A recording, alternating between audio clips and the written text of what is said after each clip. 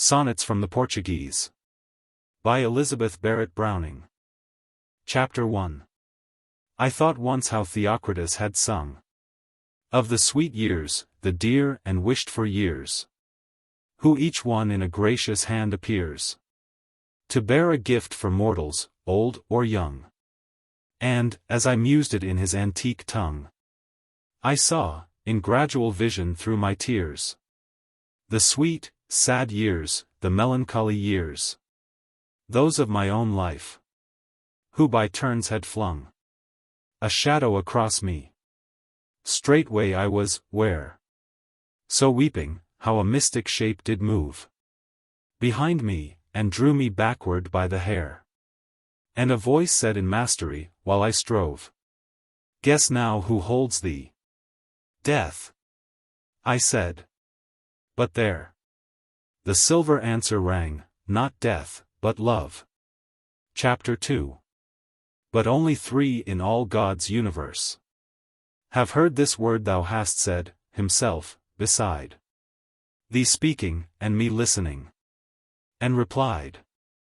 One of us, that was God, and laid the curse so darkly on my eyelids, as to immerse my sight from seeing thee, that if I had died, the death weights placed there would have signified less absolute exclusion. Nay, is worse from God than from all others, O my friend. Men could not part us with their worldly jars, nor the seas change us, nor the tempests bend our hands would touch for all the mountain bars, and, heaven being rolled between us at the end, we should but vow the faster for the stars. Chapter 3.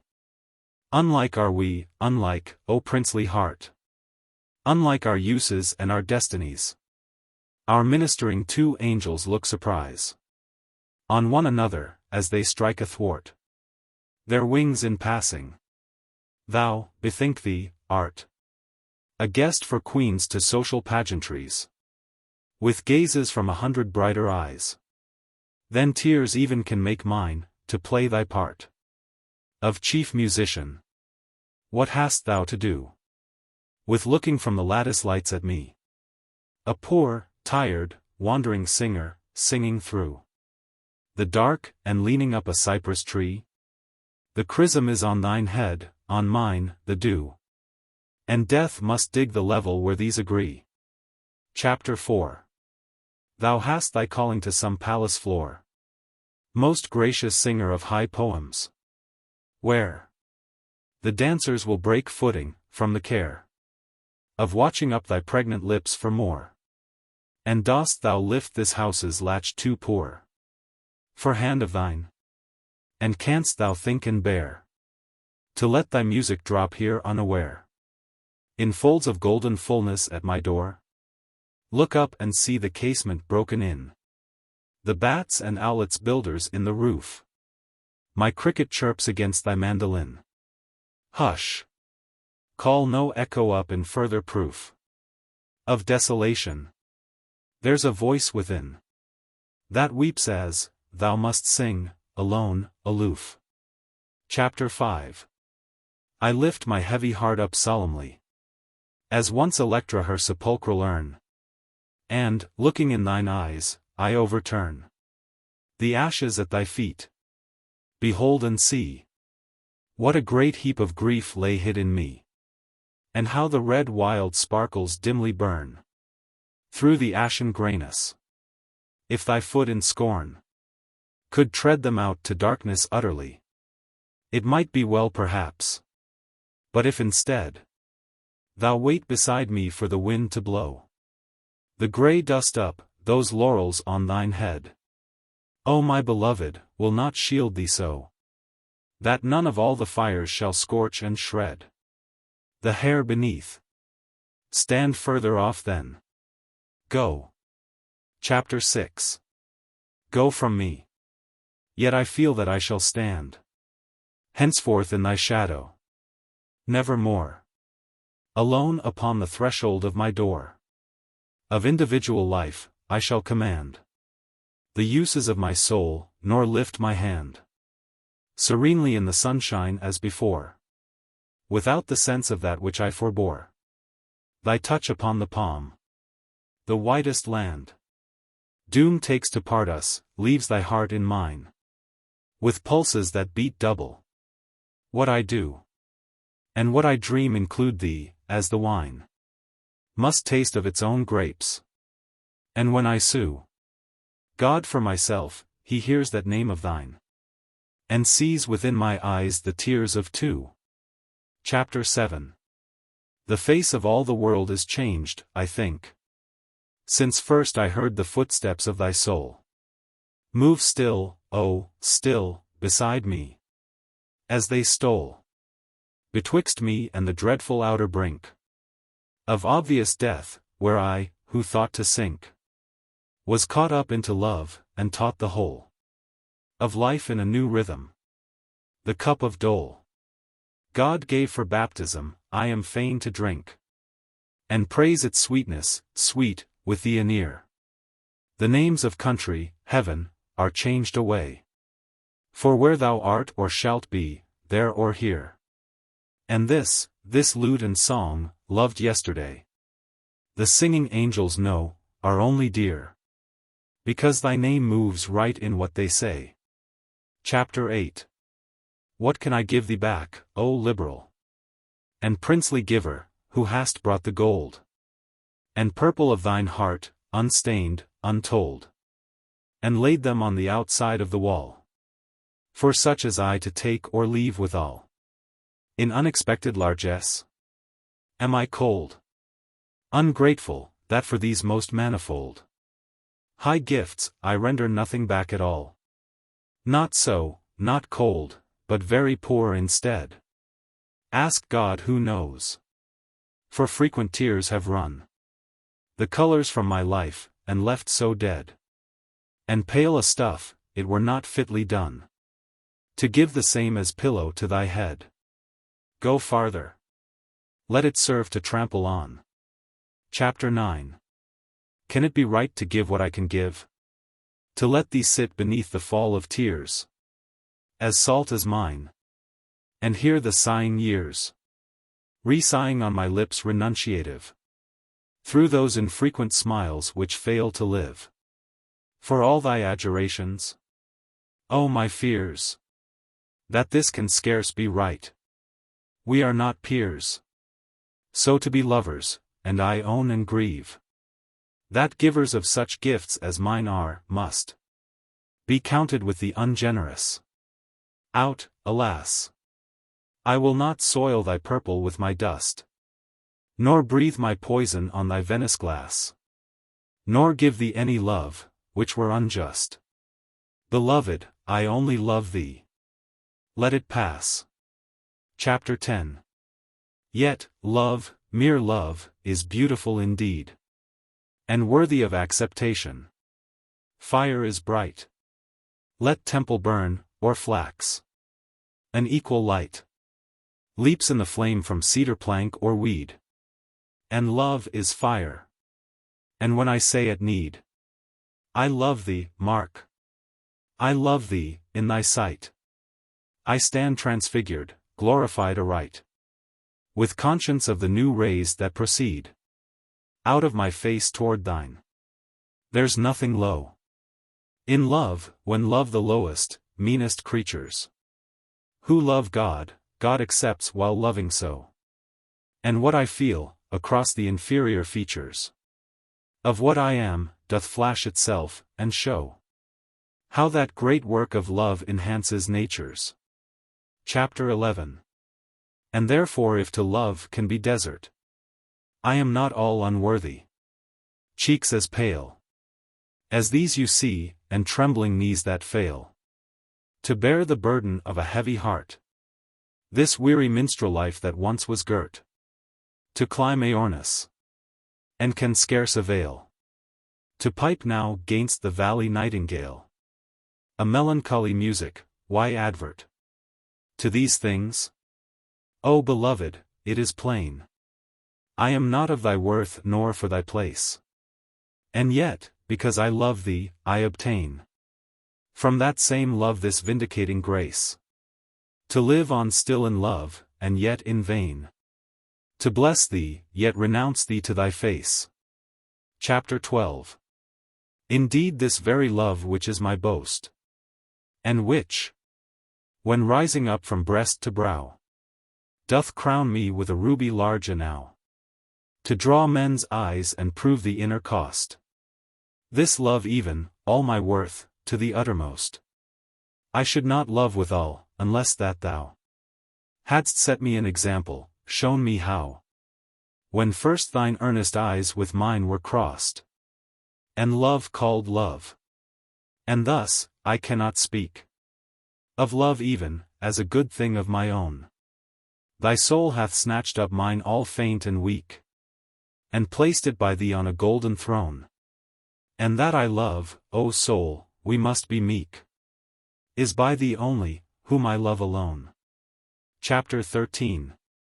And wilt thou have me fashion into speech the love I bear thee, finding words enough, and hold the torch out, while the winds are rough, between our faces, to cast light on each? I drop it at thy feet. I cannot teach my hand to hold my spirits so far off from myself, me, that I should bring thee proof, in words, of love hid in me out of reach. Nay, let the silence of my womanhood commend my woman love to thy belief, seeing that I stand unwon, however wooed, and rend the garment of my life, in brief, by a most dauntless, voiceless fortitude, lest one touch of this heart convey its grief. Chapter 14. If thou must love me, let it be for naught, except for love's sake only. Do not say, I love her for her smile, her look, her way of speaking gently, for a trick of thought that falls in well with mine, and certes brought a sense of pleasant ease on such a day. For these things in themselves, beloved, may be changed, or change for thee, and love so wrought may be unwrought so. Neither love me for thine own dear pities wiping my cheeks dry. A creature might forget to weep, who bore thy comfort long, and lose thy love thereby. But love me for love's sake, that evermore thou mayst love on through love's eternity. Chapter 15.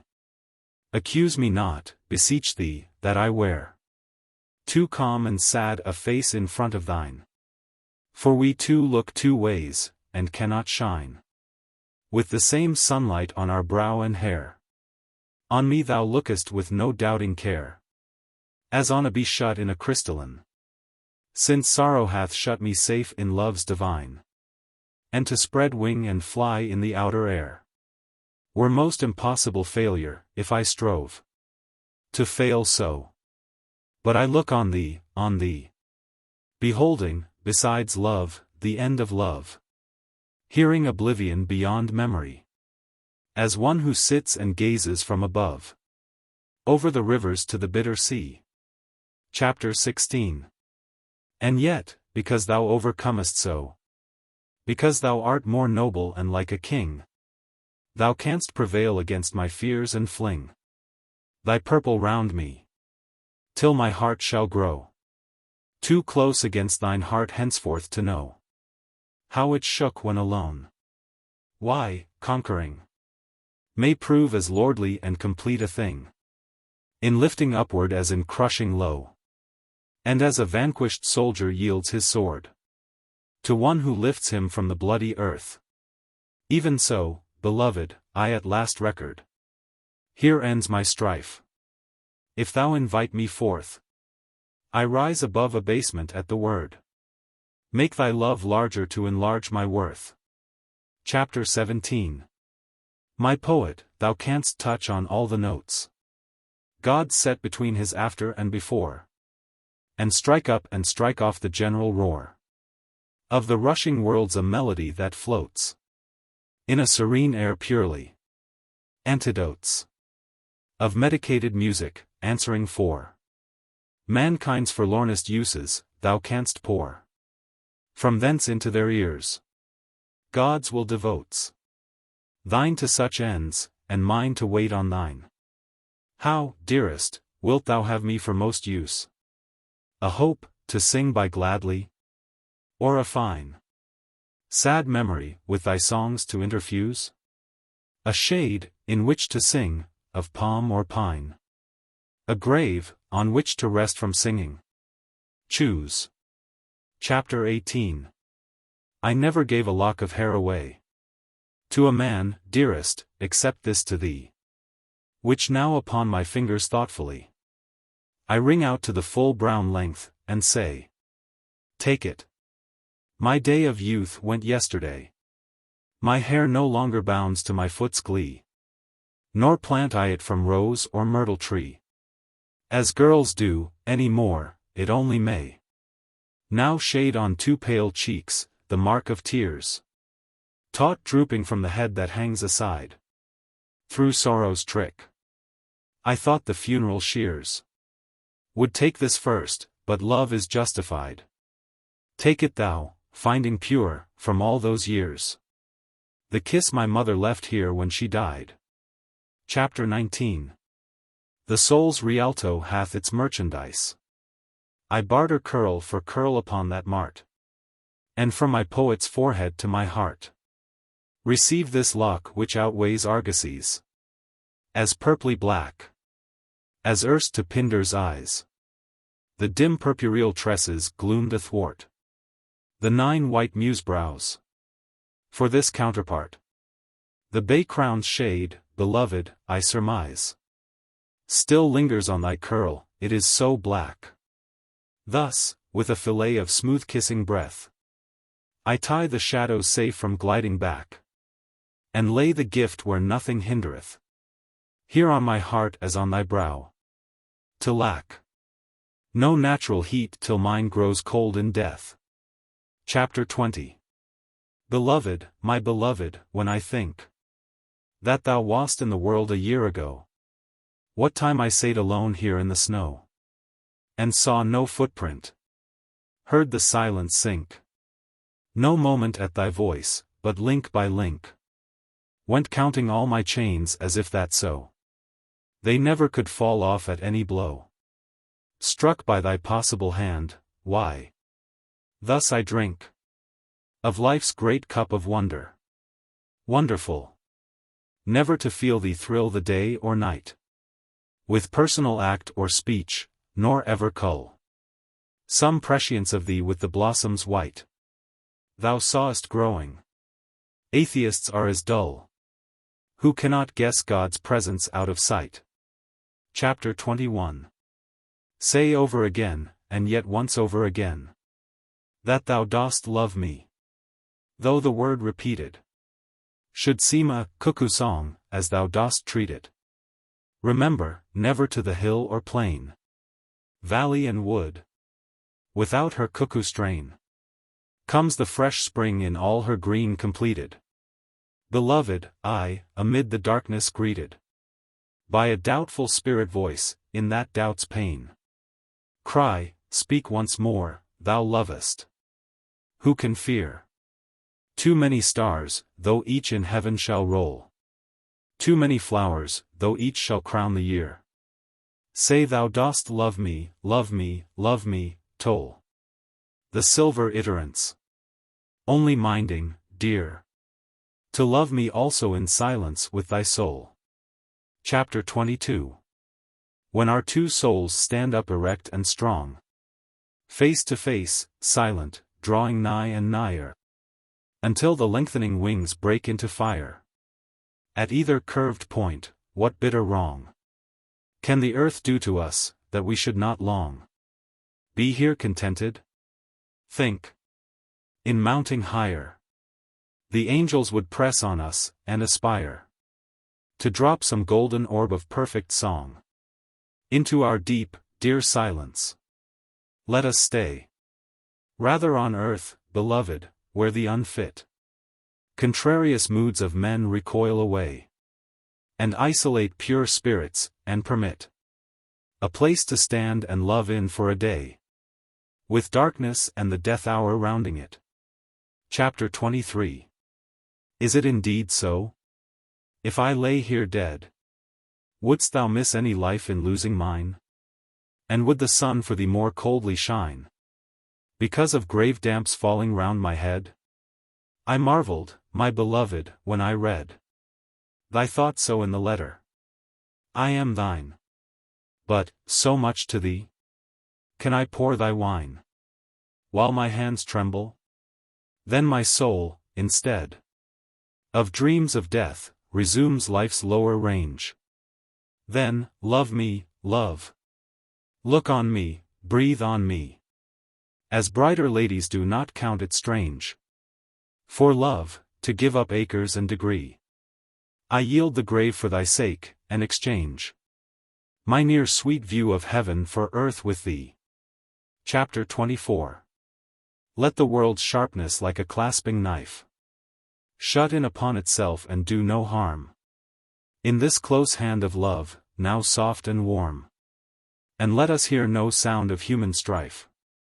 After the click of the shutting, life to life, I lean upon thee, dear, without alarm, and feel as safe as guarded by a charm, against the stab of worldlings, who if rife, are weak to injure.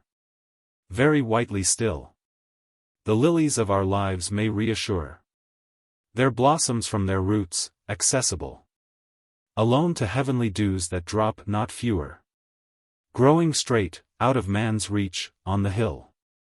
God only, who made us rich, can make us poor. Chapter 25. A heavy heart, beloved, have I borne from year to year until I saw thy face, and sorrow after sorrow took the place of all those natural joys as lightly worn as the stringed pearls, each lifted in its turn by a beating heart at dance time. Hopes apace were changed to long despairs, till God's own grace could scarcely lift above the world forlorn my heavy heart.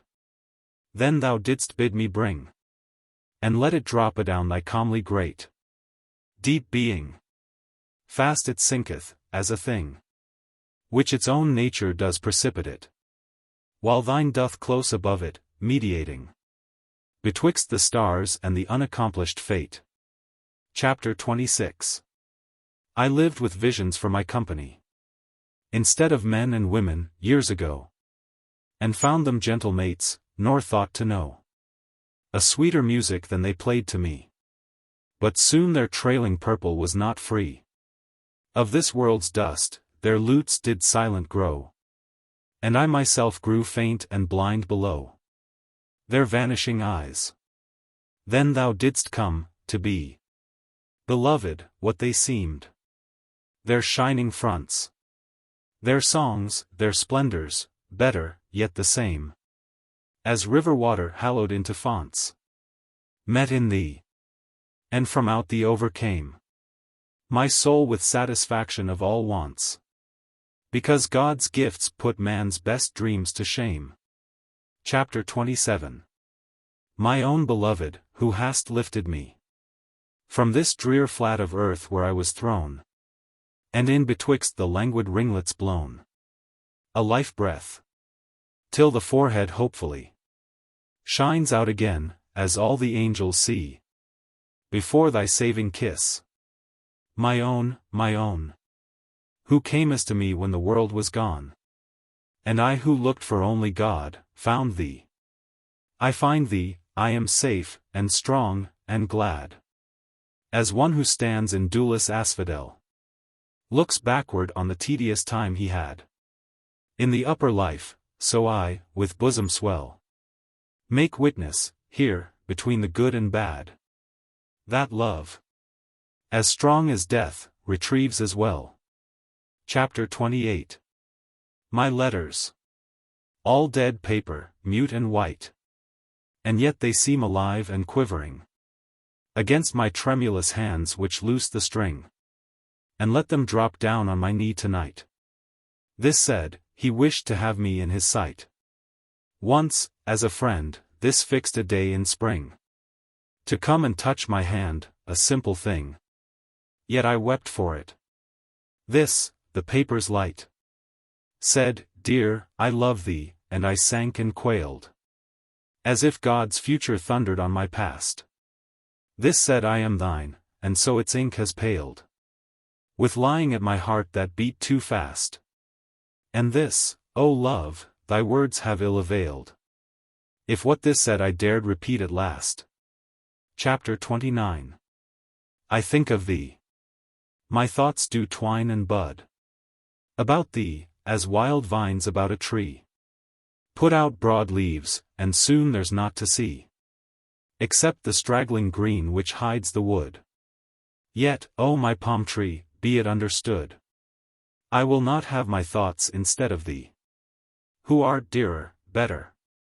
Rather, instantly renew thy presence, as a strong tree should.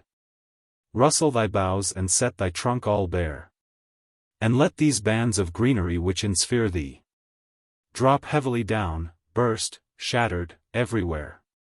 Because, in this deep joy to see and hear thee, and breathe within thy shadow a new air, I do not think of thee, I am too near thee. Chapter 30. I see thine image through my tears tonight, and yet today I saw thee smiling. How? Refer the cause, beloved, is it thou? Or I who makes me sad?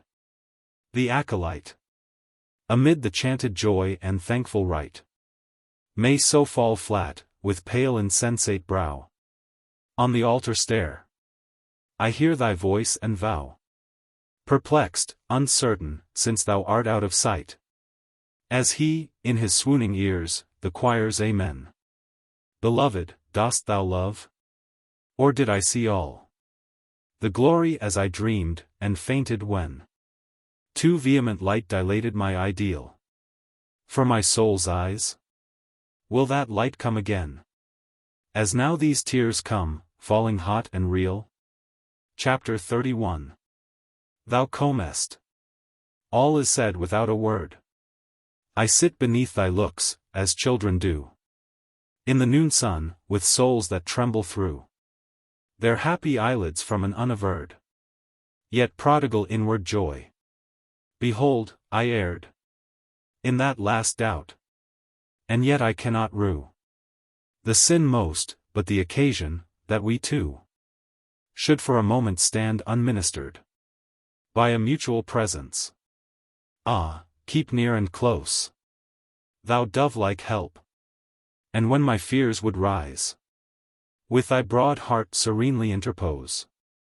Brood down with thy divine sufficiencies these thoughts which tremble when bereft of those, like callow birds left desert to the skies. Chapter 32. The first time that the sun rose on thine oath to love me, I looked forward to the moon, to slacken all those bonds which seemed too soon, and quickly tied to make a lasting troth. Quick loving hearts, I thought, may quickly loathe. And, looking on myself, I seemed not one for such man's love. More like an out of tune, worn viol, a good singer would be wroth to spoil his song with, and which, snatched in haste, is laid down at the first ill-sounding note. I did not wrong myself so, but I placed a wrong on thee. For perfect strains may float 'neath master hands, from instruments defaced, and great souls, at one stroke, may do and dote.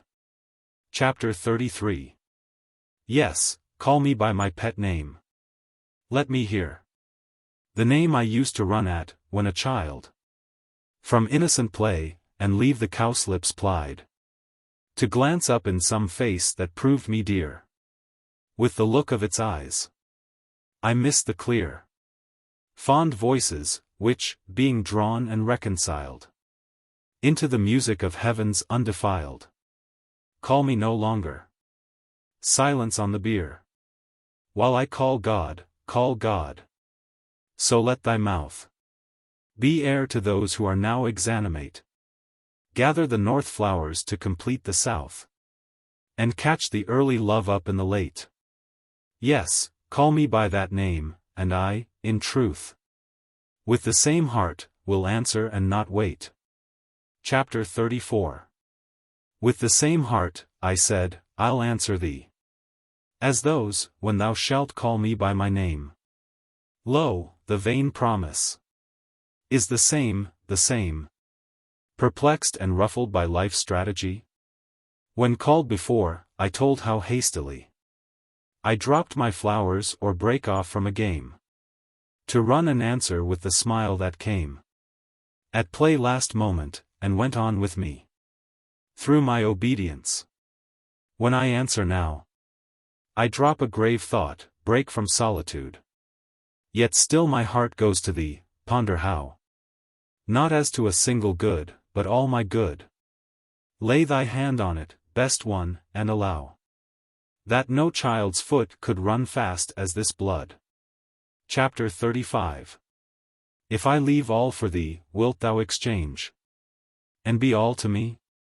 Shall I never miss home talk and blessing and the common kiss that comes to each in turn, nor count it strange when I look up, to drop on a new range of walls and floors?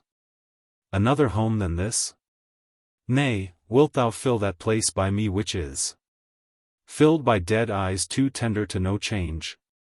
That's hardest. If to conquer love has tried, to conquer grief tries more, as all things prove.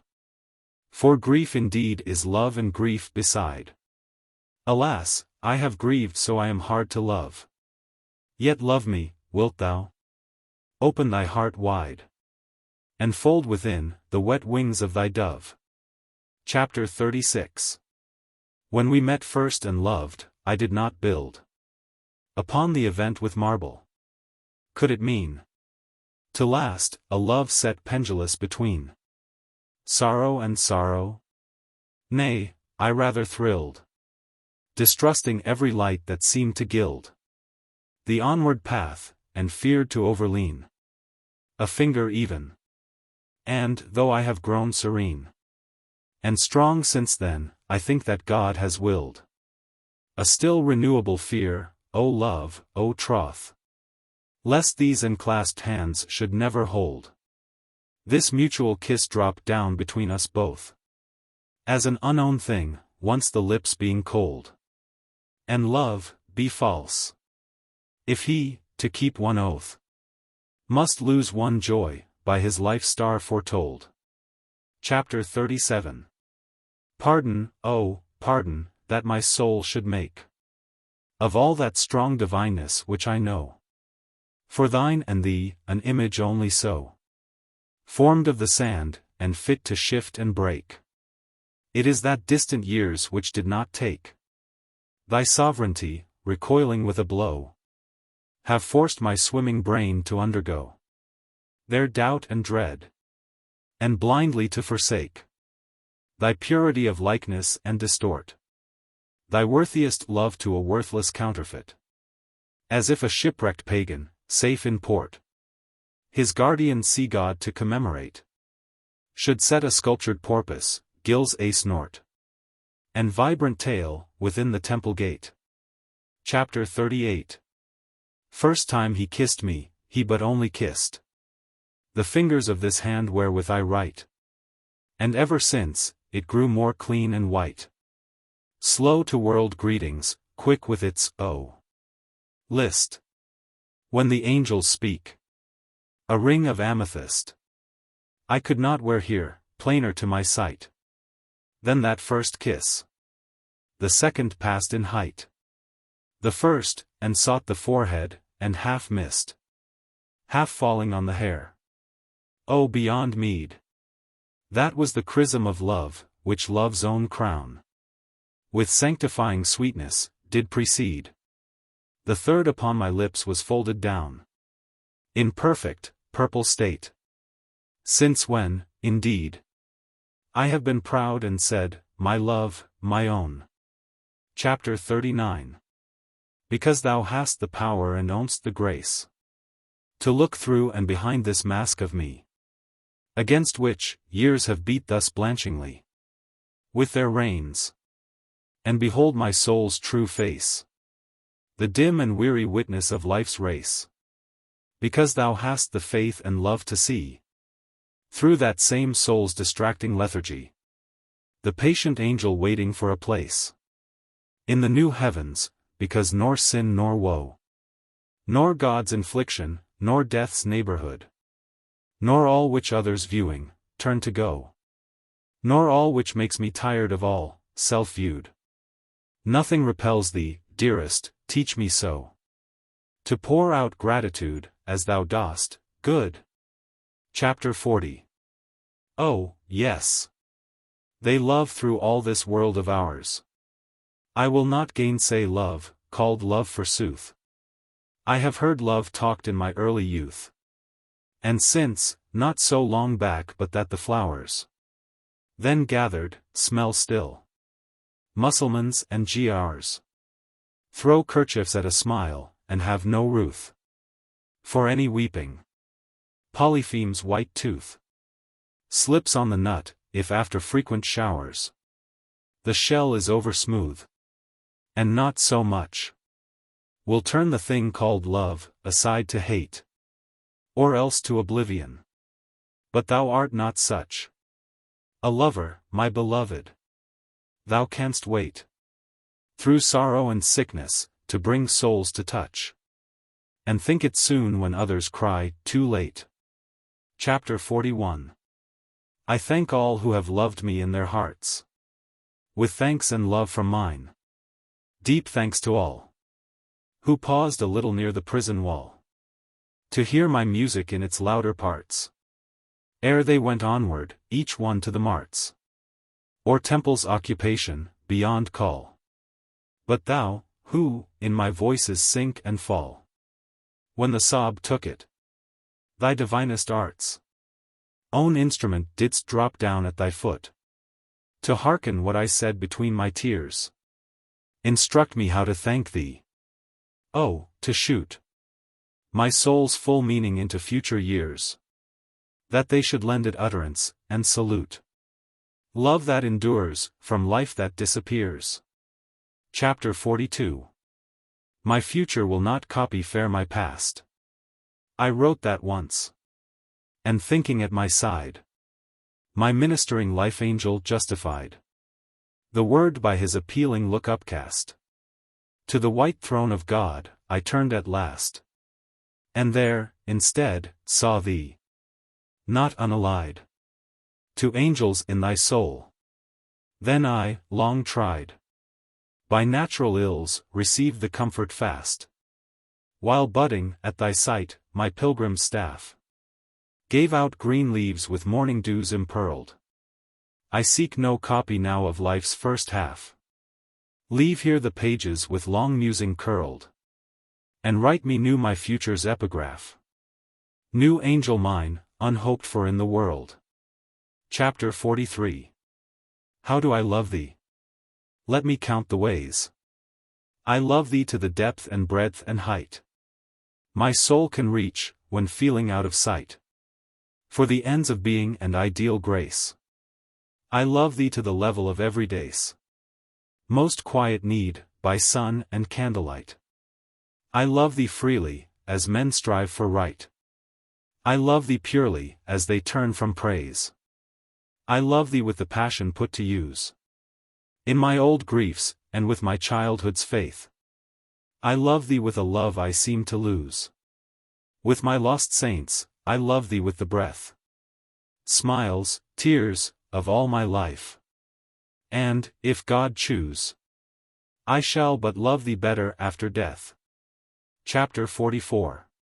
Beloved, thou hast brought me many flowers, plucked in the garden, all the summer through, and winter, and it seemed as if they grew in this close room, nor missed the sun and showers. So, in the like name of that love of ours, take back these thoughts which here unfolded too, and which on warm and cold days I withdrew from my heart's ground.